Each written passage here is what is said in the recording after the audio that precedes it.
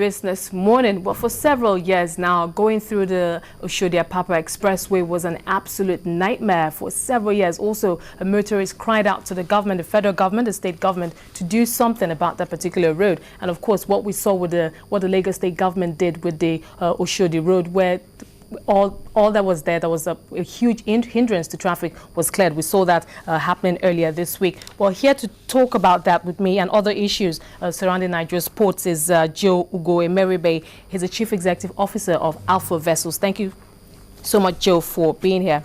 Thank you very much. Well, it's been a while since I went through that, but I remember the last time I went through that road before what this Lagos state government did earlier this week, which was an absolute nightmare. But I have heard that there has been a dramatic change in the last 72 hours since the Lagos state government went there with a task force to clear the street urchins, the vessels, and all that funny stuff that was under the bridge and all of that. Give us your own thoughts on that. You noticed I sighed. Yes, is that a good sigh? It is a sigh of relief. Sigh of relief, okay. A real huge sigh of relief. Prior to Monday, it was a nightmare going into Apapa. And I remember at a point I spent about 3 hours between National Stadium in Surulere and my office in Apapa. But since Tuesday or thereabout, I've been able to make Apapa on the average from the same spot in 7 minutes. 7 minutes? Yep, 7 minutes.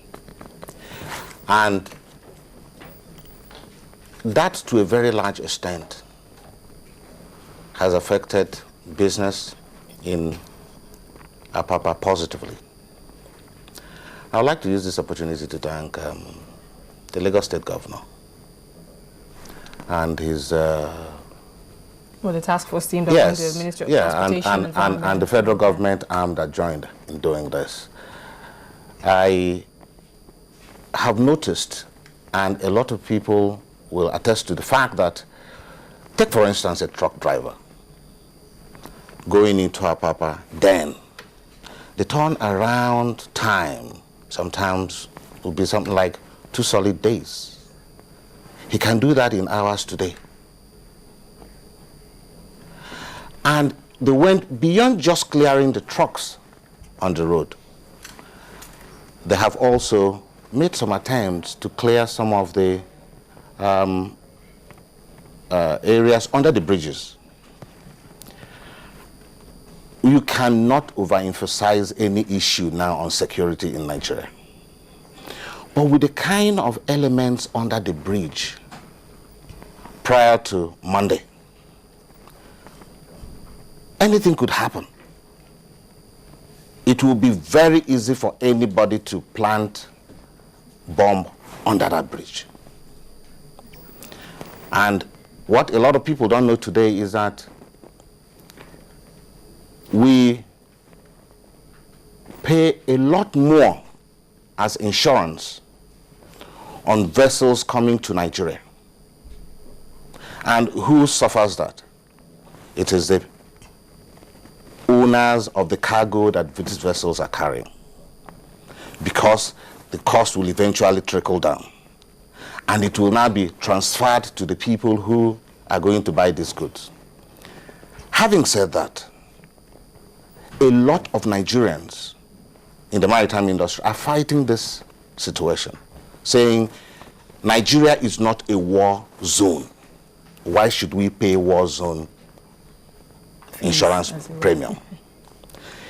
If there is a bomb blast today in Apapa, that justifies the action of these people who are saying we must pay so and so premium. So if you get these people out of Apapa, you are improving on the security within Apapa. Another thing is the environment. Lagos State is doing beautifully well beautifying all over Lagos. But you needed to go through under those bridges prior to now. Well, based on what you saw there, this is the debris from what they did on Monday.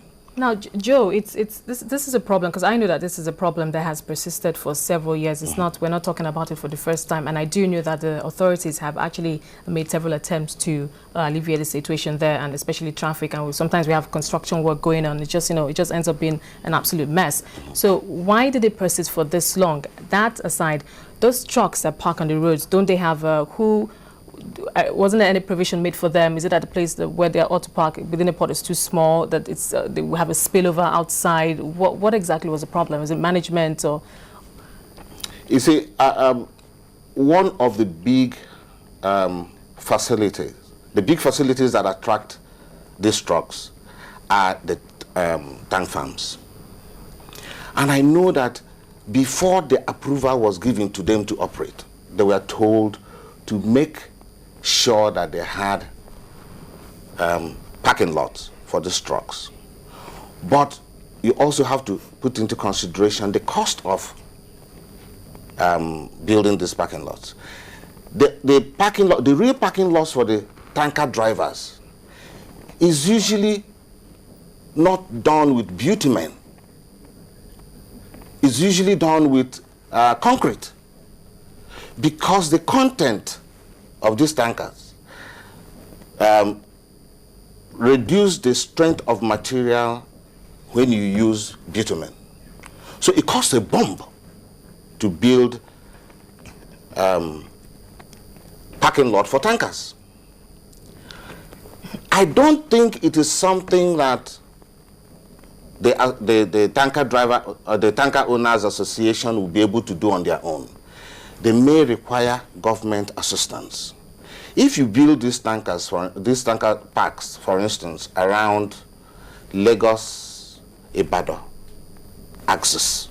Well, you want them to travel all the way from? Oh, yes. All the way from, because I know there's some around I think the first toll gate going between Lagos and Ibadan, but that distance down to it is Apapa. Easy. The only thing is this.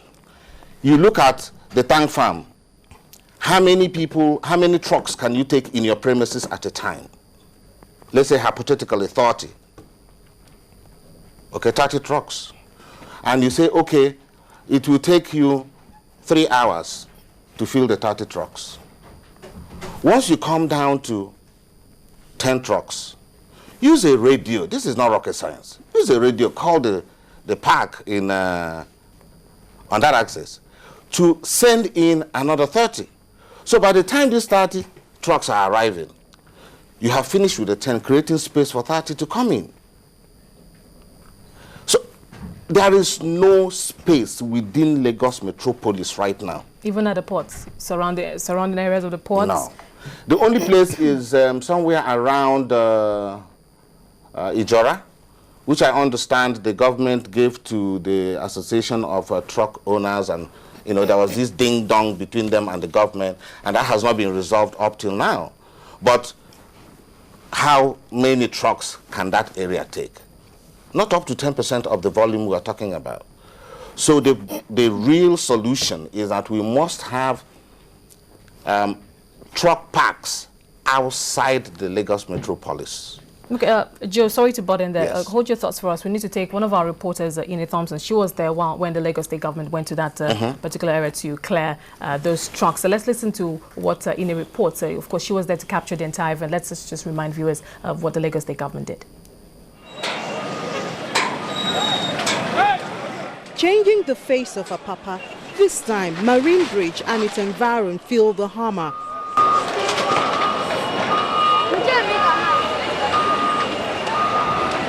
Structures which used to be shopping complex and residential buildings, now heaps of rubble.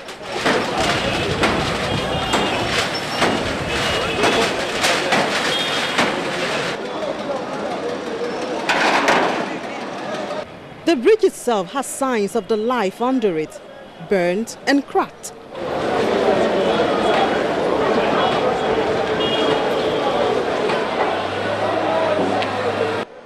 an area which used to be known to be a haven for criminals. Our security men will tell you the amount of guns, cutlasses, and so on they found under the bridge. In fact, there's a place there at Marine Beach. It used to be the headquarters of criminals in this area. I mean, we just left the place now, and you saw it yourself. That place has been cleared.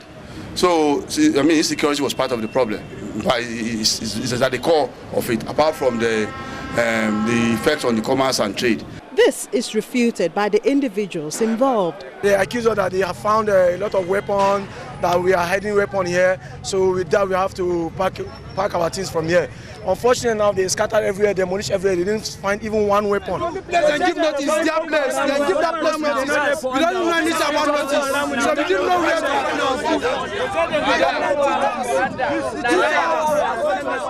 As demolition continues, the government says its intention is to replicate what it did at Oshodi. It's a work in progress, and I believe that it will take us another 3 weeks to clean up. Because it's very extensive.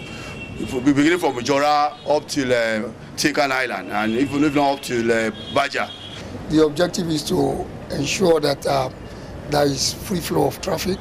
One, there is security is assured, and the businesses here have an enabling environment to do their businesses.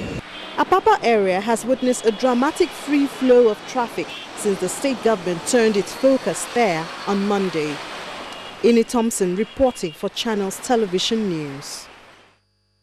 Very refreshing there to see that free flow of traffic. It's hard to believe that it's even Papa, what we used to know it to be. Now, from that report, we listened to some of the officials there talking about a particular place that used to be the headquarters for criminals. And we had the street urchins themselves talking that, of course, it wasn't true, that there were no weapons. Now, in the last few years or recently, or lately, have there been any reported cases of theft or attacks on the area, the ports, the vessels, or any of, of course, the businesses? And what do you think? Where do you think this street? Where would they go now that they have been displaced, especially from under the bridge? Okay, the commissioner couldn't have been more accurate in his statement. And prior to this time, I remember vividly a case of a friend of mine who works for MPA. He was trying to drive out of Apapa, and his car broke down on the bridge. These chaps came, robbed him, and they didn't have to run far away to run away. They just came down the bridge, and that was it. And now that the underneath of the bridge has been cleared, if you rob on the bridge, you have some distance to cover. So there is a likelihood that anybody who is pursuing you may be able to get you. And I can tell you this will definitely reduce incidences of robbery on the bridge. On the last question you asked, which is where have they gone, that is the big question. I would like the governor to ask his intelligence unit, these people you have displaced, where have they gone to? As I talk to you now, you need to go to Nigerian Railway Station, which is adjacent to this bridge, behind Leventus. These guys have just quietly moved over there. And it's just a matter of time. Give them another 1 month. 2, they will gradually filter back to the same position where they've been pushed out of right now. So you ask me, what do I think could be done? Let there be some level of beautification of this place where these people have been driven off from.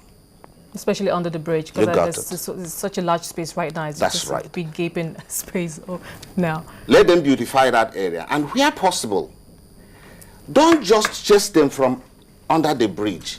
Go to where they are now. Should they be there? What are they doing in railway compound? If you're descending from the bridge into Apapa, you will see some tankers on the rail, which have been abandoned there for a long time. Somebody told me that once when they went for inspection there, they saw human skeleton inside the tanks. Either some people were sleeping there and got suffocated, or some people were killed and just dumped in there. So it is time to get to the end of this thing. And how do you do that?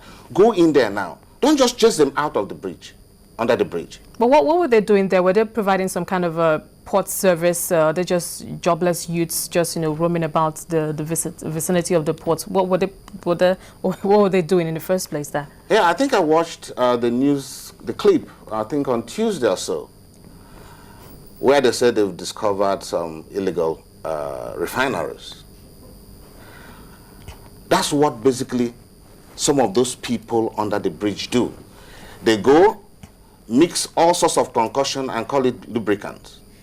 Get Owando or Mobile or some receipt or way bill from somewhere and sell them legitimately to ship owners, for instance. A friend of mine bought about 75 drums of such product recently, poured all into his ship, only to realize that they were just some mixtures from under the bridge.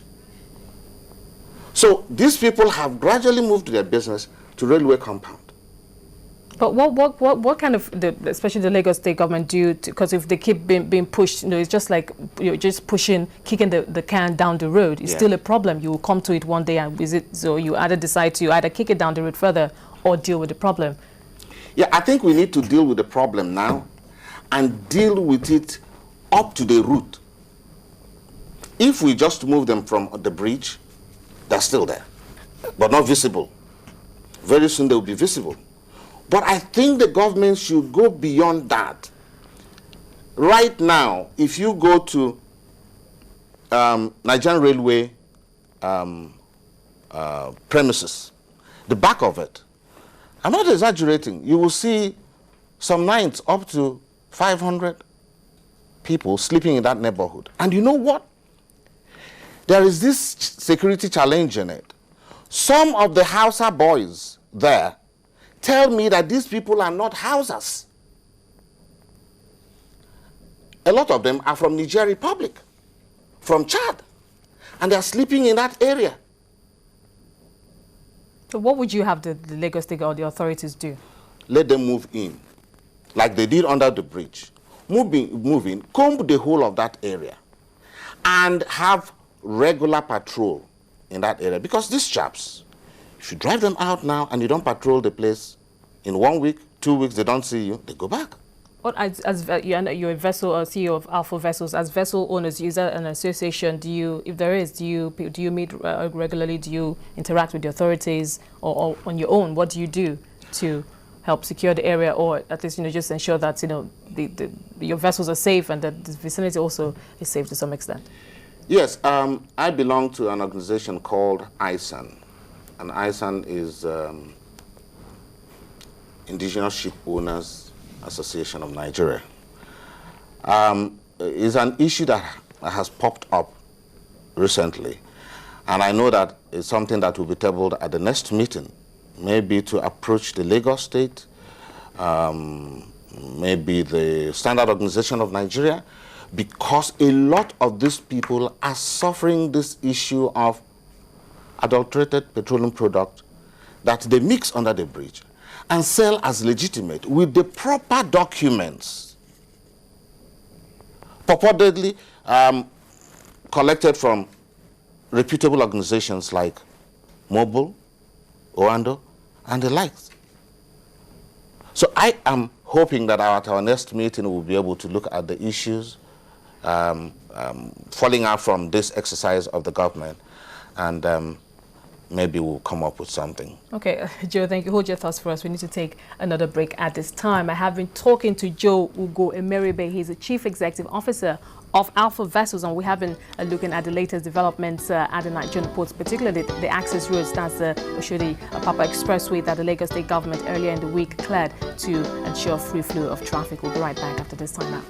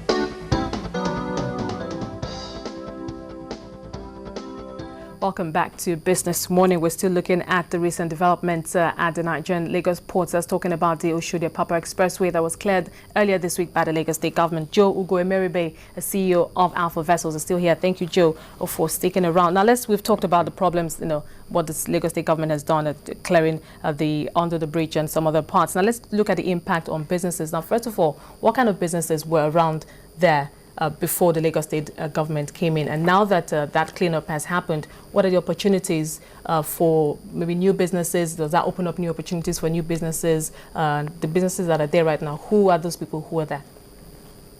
Okay, let us look at, first of all, why is Apapa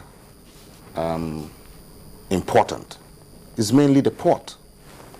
And if you look at what the Lagos State government has done, it will increase the throughput at Apapa. The ports will be able to handle more of the cargo, and vessels, trucks can now go into the port easily and remove what is in the port so that more vessels can bring in what they have. This will definitely affect congestion of the ports because you cannot get things easily out of the port. I know some other businesses in Apapa, the clearing agents, the banks. I don't think they want to think of what they went through moving from one location to the other in Apapa prior to this time. But with this, yes, you can have more access to the banks. It will be easy to go from one location to the bank and back. And the clearing agents who need to run from maybe the port to NAFDAC office to Sun office and all that, we find it much, much easier now to do. But having said that, the turnaround time for the truck is one thing we need to look at. A truck cannot come into Apapa and in hours it's out again. A truck comes in with a container, empty container to return to the port. It cannot drive into the port, drop the container and go out.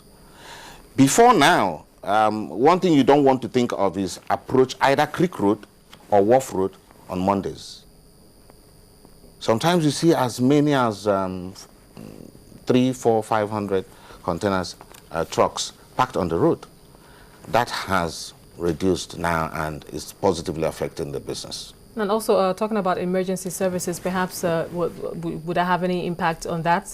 Perhaps if there's a breakout of a fire outbreak or something, response time would be quicker. Yes, there was once that we had an incident at one of the tank farms last year. And the fire service responded. The police came. But to get into the Marine Beach area and go towards the naval base area where this particular tank farm is located was a Herculean task. Thank God that issue was arrested. But you know, in times of emergency like this, time is of the essence. A lot of difference could be made in 1 minute. But with these people parking their trucks underneath the bridge, denying the emergency vehicles access into the place, it could cost quite a lot. But I think with this, it would basically reduce issues like this.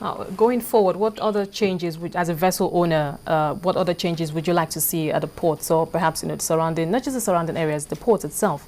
We know there's this directive that 24-hour, that the operations there, the authorities there should operate a 24-hour service, get cargoes, goods out, quickly, so that we don't have congestion, or so that other agencies don't, other people who bring in goods don't have to use surrounding ports in neighboring countries. Mm-hmm. Yes, that is true. You see, it is good this has been done, but it will be better if we sustain it. If we do sustain it, we'll have some more positive activities going on at the port. And some of these people will be driven out permanently. It will now give you some confidence when you come into Apapa to do business, remain in the office till 9 o'clock, knowing that when you leave, you will not be mobbed on the way. That will make activities to grow. A lot of people are running out of Apapa because at a point it became very unsafe to operate in Apapa. When we are able to take the issue of security and handle it, a lot more activities will take place in Apapa. And I don't work for Lagos State, but one thing I would like to advise at this point in time is the Lagos State may use this opportunity to drag in the stakeholders. Let's say the bridge coming in from Ijora into Apapa, split it into 4 sections. Call a company. Take this section of this bridge, beautify it, put your name on it. I know very many companies in Apapa that would like to do that. Be willing to put their money down on that. That's right, including ISAN members. So let's start thinking. We don't have to think of Lagos State doing it alone. Let them invite the stakeholders. Is this something the stakeholders, or what is they talked about the association that that under the ISAN? Yes, ISAN. Mm-hmm. Is that something have you brought? I know that if it is properly sold to ISAN as an association, ISAN may take one. You may also find another organization in ISAN that will take another.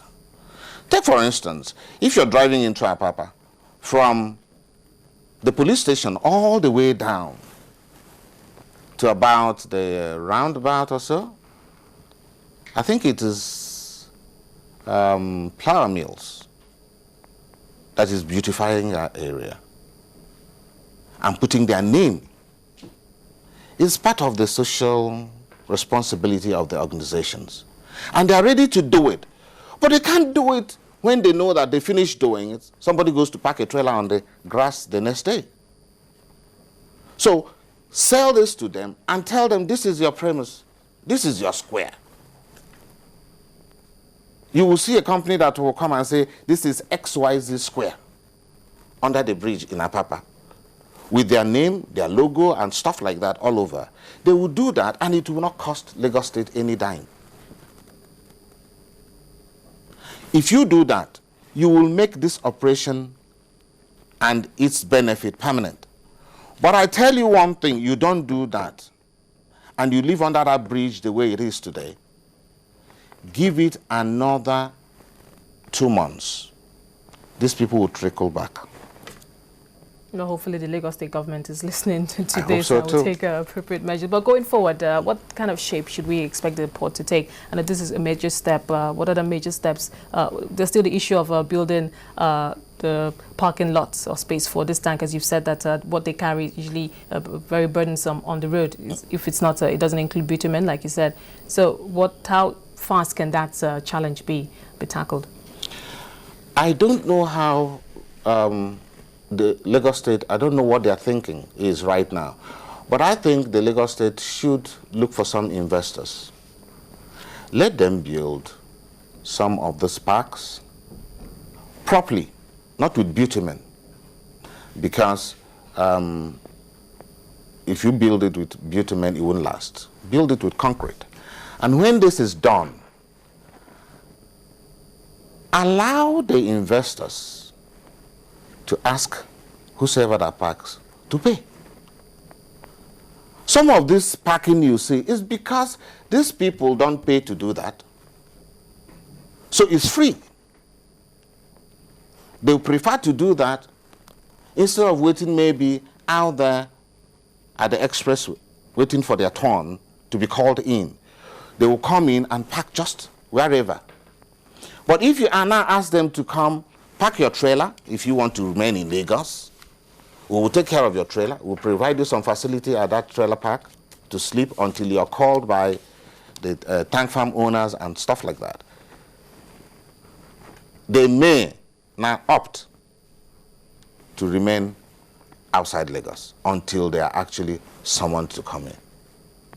Okay, thank you, Mr. Joe. I'm afraid we're going to have to leave it there. Well, I wish you all the best, and I hope that, of course, we all hope that the Apapa, that road will not return to what it was before, and that the Lagos State government will sustain efforts to ensure that the road is safe and, of course, devoid of that nightmarish traffic that the road users have been experiencing in the last couple of years. Well, thank you so much for being here. We do appreciate your thoughts. I have been talking to Joe Ugo-Emeribe. He's the Chief Executive Officer of Alpha Vessels, and we have been looking at the road, the Apapa Oshodi Expressway, that has just been cleared by the Lagos State government, and of course that has created free flow of traffic. That's what we have been looking at today. We'll take a quick break now, and we'll be back with the rest of the program. Please join us again.